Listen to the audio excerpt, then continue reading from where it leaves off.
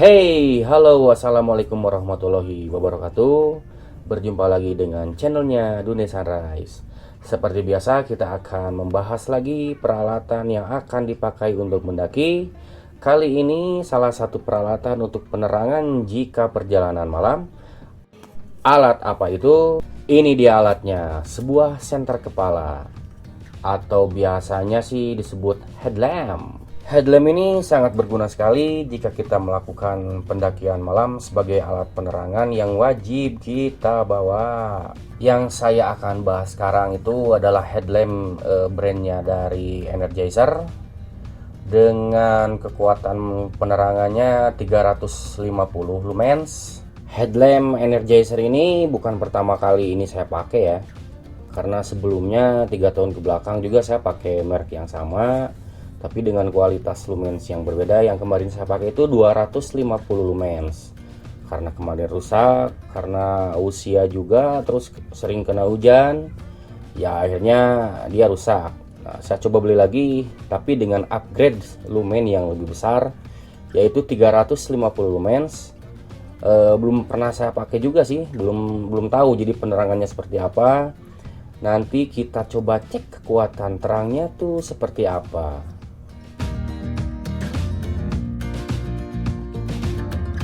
Oke, kita flashback dulu sejenak. Ini headlamp yang kemarin saya pakai dengan brand yang sama dari Energizer. Cuma yang ini 250 lumens, udah cukup terang sih bagi saya. Kebayang kalau pakai yang 350 lumens ya.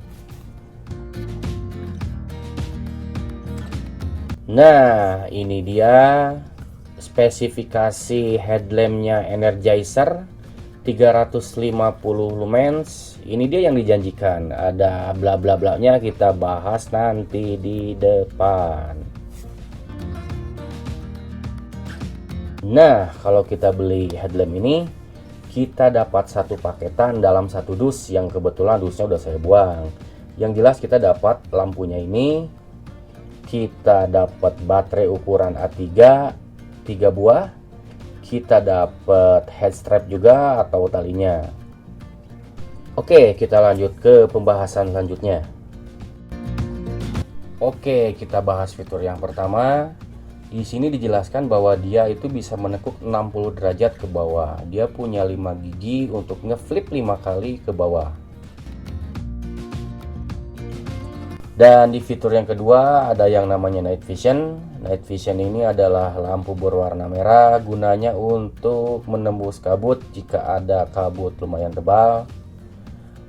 Biasanya di headlamp yang lain tuh warnanya kuning, tapi dia nggak tahu warna merah. Tapi ini sangat berguna sih jika ada kabut. Dan di fitur ketiga ini adalah fitur yang sangat saya sukai, namanya fitur combo mode. Ya mungkin di sini 360 lumensnya dia menyala, karena dia itu lampu flood sama lampu fokusnya nyala kedua-duanya, kecuali lampu merahnya dia nggak menyala. Dan di sini nih salah satu kelebihan si Energizer 350 lumens ini, sebetulnya sih di fitur 250 lumens juga dia punya fitur untuk menyalakan 100% dan meredupkan sampai 10%. Caranya dengan ditekan, kalau mau menyalakan terang sekali itu tekan penuh, dia akan menyala 100%. Juga tekan balik, dia akan redup 10%.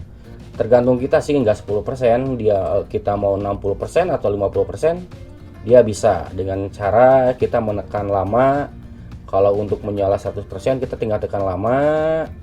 Nah, nanti ada tanda flip, dia itu udah berhenti di 100%. Dan juga sebaliknya, kalau kita mau ngeredupin 10%, kita tinggal tekan lama. Nanti ada tanda flip, itu juga tandanya dia udah habis dari 10%.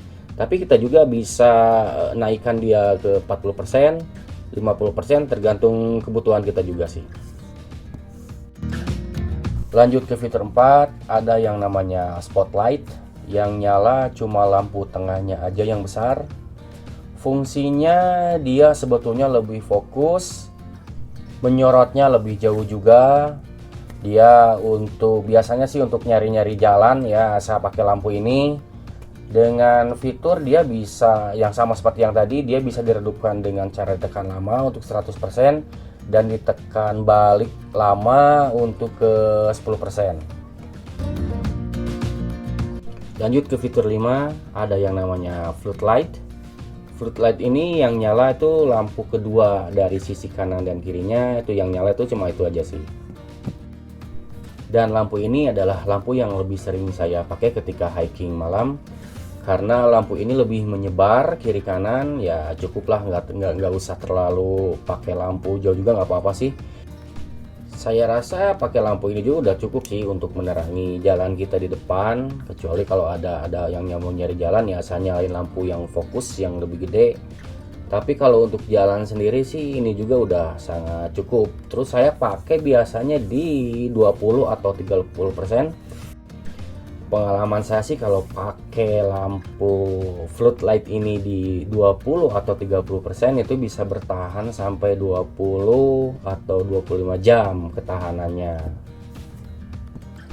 Lampu ini juga saya pakai buat berkemah, buat masak-masak, ya nggak terlalu terang, enak lah, lebih menyebar gitu si cahayanya.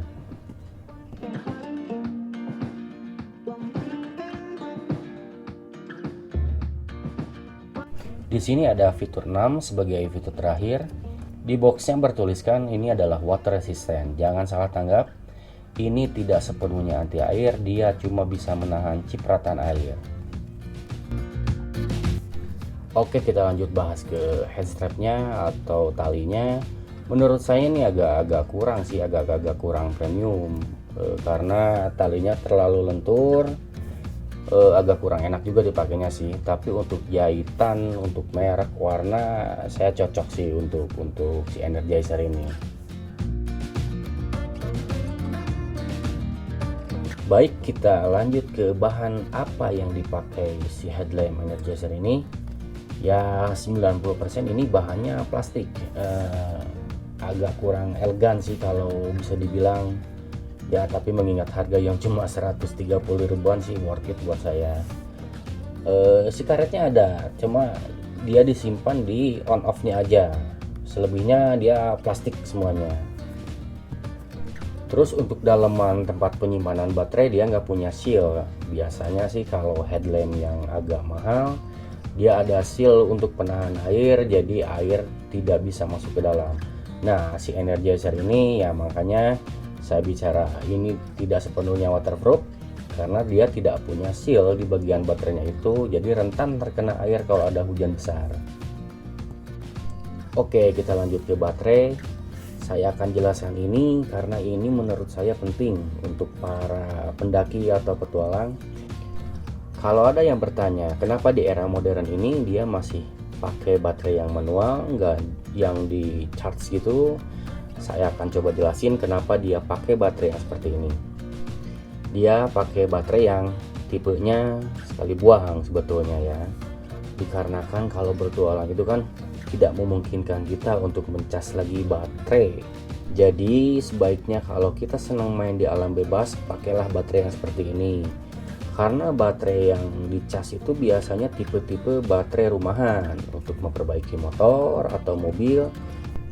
Nah kalau di alam kita kehabisan baterai ya mungkin kita ganti dengan yang baru, dengan syarat kita bawa cadangan baterai yang lain. Jadi pada intinya baterai yang paling cocok untuk para petualang atau para pendaki ya baterai tipe seperti ini.